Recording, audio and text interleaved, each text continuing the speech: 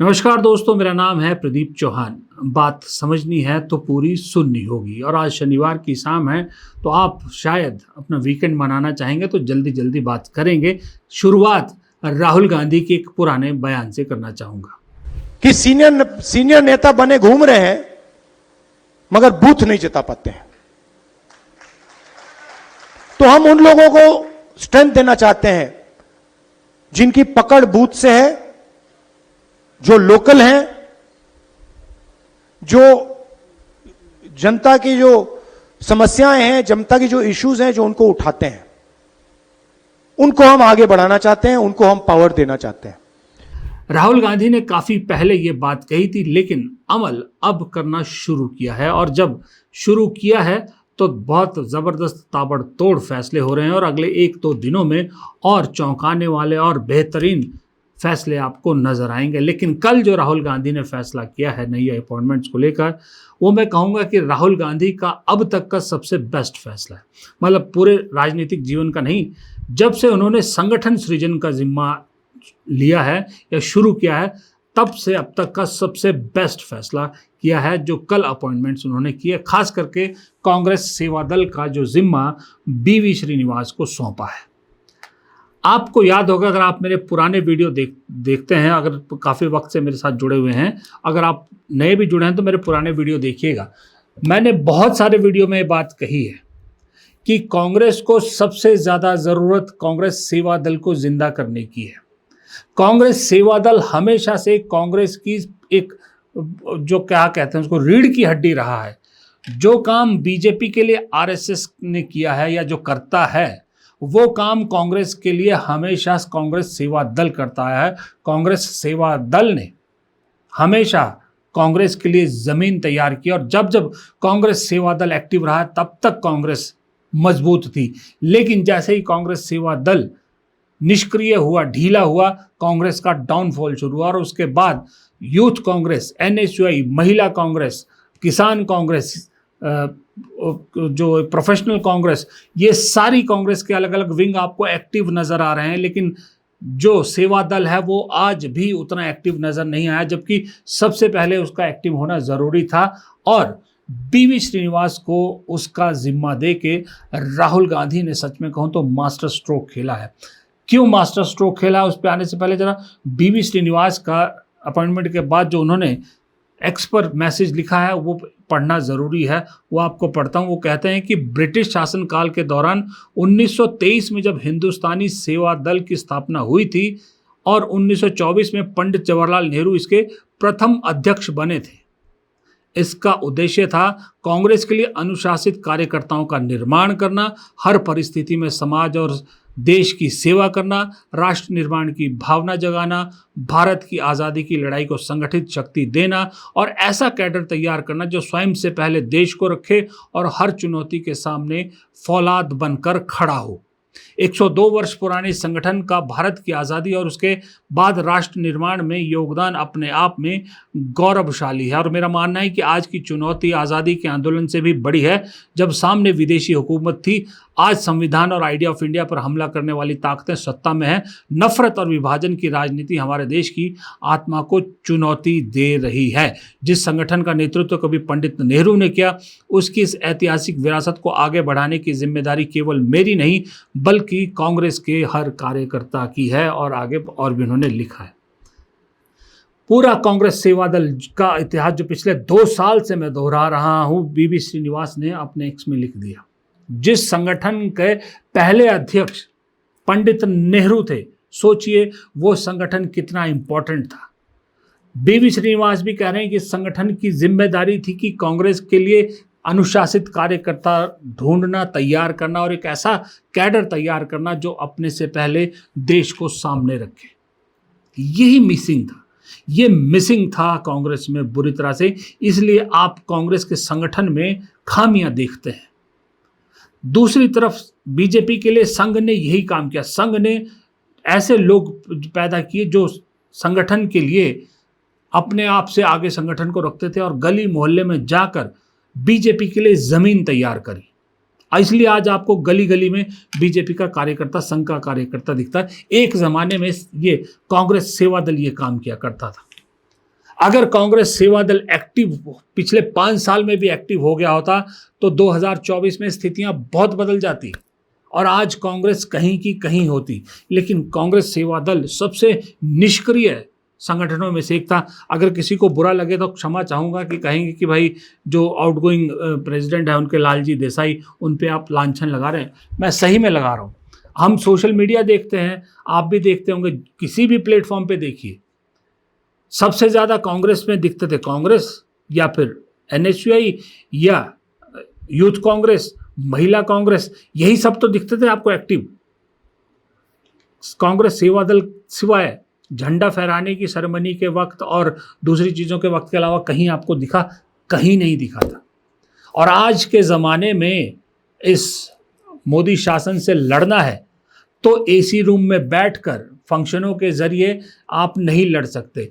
लड़ाई अब ज़मीन पे आ चुकी है, लड़ाई सड़क पर आ चुकी है। राहुल गांधी खुद कह चुके हैं कि रेजिस्टेंस ही इलाज है, रेजिस्टेंस के लिए सड़क पे उतरना पड़ेगा। और सड़क पे जो जो उतर रहा है वो कामयाब भी हो रहा है। यूथ कांग्रेस कामयाब हो रही है, एनएसयूआई कामयाब हो रही है, महिला कांग्रेस कामयाब हो रही है। तो कांग्रेस सेवा दल अब तक क्यों निष्क्रिय बैठा था? इसलिए बीवी श्रीनिवास की जो चॉइस है, बीवी श्रीनिवास को चुनना बेहद शानदार। मैं ये बात भी कई बार कह चुका था कि बीवी श्रीनिवास जब से यूथ कांग्रेस के प्रभार से हटे हैं, उन्हें वेस्ट किया जा रहा है। उन्हें जल्द से जल्द कोई जिम्मेदारी दी जानी चाहिए। जैसे राहुल गांधी की वो भारत जोड़ो यात्रा के वक्त बारिश में भीगती हुई तस्वीर अपने आप में क्लासिक तस्वीर है, उसी तरह बीवी श्रीनिवास की ये तस्वीर भी अपने आप में क्लासिक तस्वीर है, जहां पुलिस ने बालों से खींच रही है। ऐसा नेता चाहिए कांग्रेस को, ना कि ऐसा कोई पदाधिकारी चाहिए जो एसी रूम में बैठ के सोशल मीडिया पे लड़ाई लड़ता हो। जो शख्स हर जगह जमीन पर दिखा, यूथ कांग्रेस में जब था तो यूथ कांग्रेस, आज जो यूथ कांग्रेस और एनएसयूआई आपको इतनी एग्रेसिव दिख रही है, इतनी जमीन पे दिख रही है, इसका श्रेय इन्हीं बीवी श्रीनिवास को जाता है। मैं जिंदगी में कभी बीवी श्रीनिवास से नहीं मिला, ना मैंने इंटरव्यू किया, ना कुछ, ना कोई बात हुई, कभी फ़ोन पे भी बात नहीं हुई। लेकिन जितना मैंने काम देखा, बीवी श्रीनिवास सबसे पहले मेरी नज़रों में आए कोविड काल के दौरान। कोविड काल के दौरान ऑक्सीजन मैन के नाम से मशहूर हो गए थे। किसी की ज़रूरतमंद ने, जिसने भी अप्रोच किया बीवी श्रीनिवास से, उन्होंने और उनकी टीम ने कोशिश की कि उसे किसी न किसी तरह देश के किसी भी कोने में अगर ऑक्सीजन की कमी हो रही है तो ऑक्सीजन की आपूर्ति कराई जाए। हैरानी की बात यह है कि कांग्रेस या उनके सपोर्टर से ज़्यादा बीजेपी के लोगों ने और बीजेपी के समर्थकों ने बीवी श्रीनिवास से ज़्यादा संपर्क किया, उन्होंने उनकी ज़्यादा मदद की। इसलिए आप देखिएगा, बीवी श्रीनिवास की बुराई करने या बीवी श्रीनिवास को जो है उसको टारगेट करने में बीजेपी वाले हिचकिचाते हैं, क्योंकि अंदर से जानते हैं कि बहुत से लोगों की इस शख्स ने मदद की है। ज़रूरत के वक्त जब सरकार ने हाथ छोड़ दिया था तो बीवी श्रीनिवास ने हाथ पकड़ा था। ज़मीन से जुड़ा आदमी, अभी भी मैंने कुछ दिन पहले आपको वीडियो दिखाया था, कुछ नहीं है, किसी पद पे नहीं था ये आदमी, एक किसी शायद गुजरात स्टेट का सह प्रभारी है, उसके बावजूद इनकी एक स्ट्रॉन्ग टीम है।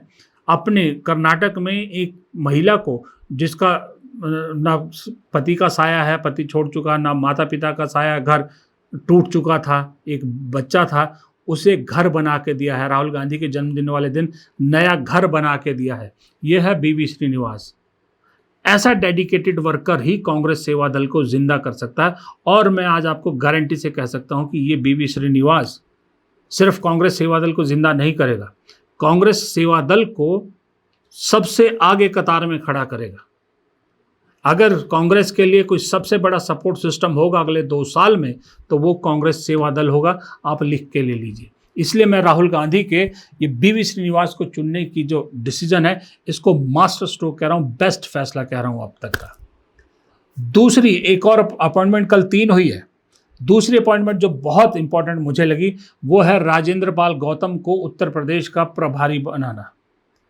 बहुत से लोग कह रहे हैं कि अभी 1 साल पहले तो आम आदमी पार्टी से आए थे, पहले इन्हें एससी मोर्चा का इंचार्ज बना दिया, अब यूपी जैसे इंपॉर्टेंट स्टेट का प्रभारी बना दिया जहां चुनाव है, ये जल्दबाजी है, ये है वो।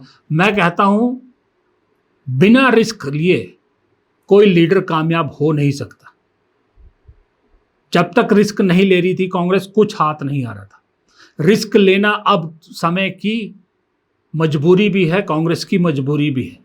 रिस्क लिया राहुल गांधी ने, बहुत अच्छा रिस्क लिया। अगर कैलकुलेट करके देखो तो राजेंद्र पाल गौतम को उत्तर प्रदेश का प्रभारी बनाना मास्टर स्ट्रोक हो सकता है उत्तर प्रदेश के चुनाव में। आपको उत्तर प्रदेश में बीजेपी से लड़ना है, अखिलेश यादव के साथ चलना है, तो वहां पर जातीय समीकरण बिठाना बहुत जरूरी है। मुसलमान चेहरे आपके पास उत्तर प्रदेश में बहुत है। इमरान मसूद है, वो इमरान प्रतापगढ़ी है, दूसरे और मुस्लिम कई आपके सांसद हैं, अच्छे अच्छे चेहरे हैं, बड़े चेहरे हैं। आपका जो मुसलमान वोट है वो आपके साथ खड़ा हो रहा है।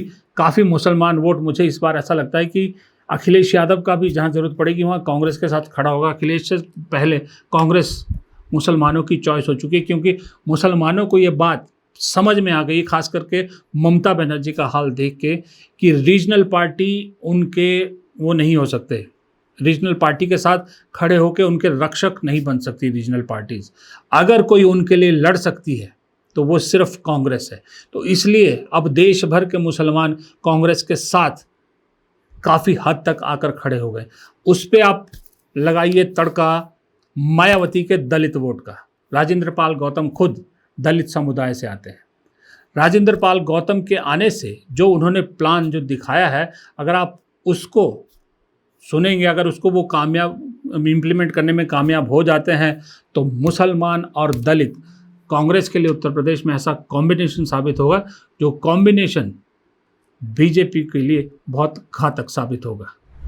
जय भीम, जय भारत, जय संविधान। जौहर साथियों, सबसे पहले तो मैं पूरी कांग्रेस कमेटी का धन्यवाद करता हूं, राष्ट्रीय अध्यक्ष मल्लिकार्जुन खड़गे जी का धन्यवाद करता हूं, हमारे नेता आदरणीय राहुल गांधी जी, उनका धन्यवाद करता हूं, general secretary organisation KC. Venugopal ji का धन्यवाद करता हूं, जनरल सेक्रेटरी प्रियंका गांधी जी वाड्रा, उनका धन्यवाद करता हूं, और तमाम केंद्रीय नेतृत्व का धन्यवाद करता हूं कि उन्होंने मेरे ऊपर भरोसा किया और इतनी जल्दी मुझे पहले all India Congress committee SC विभाग का अध्यक्ष बनाया, और उसके साथ साथ अब उत्तर प्रदेश का प्रभारी।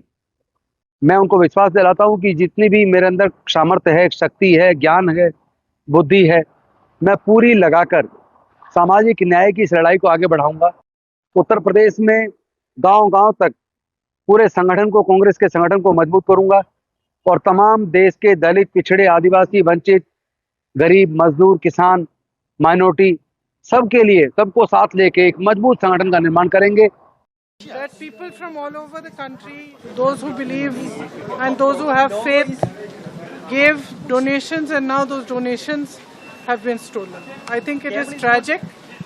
I think it is shameful, and the government needs to inquire into what has happened, how it has happened, and why it has happened.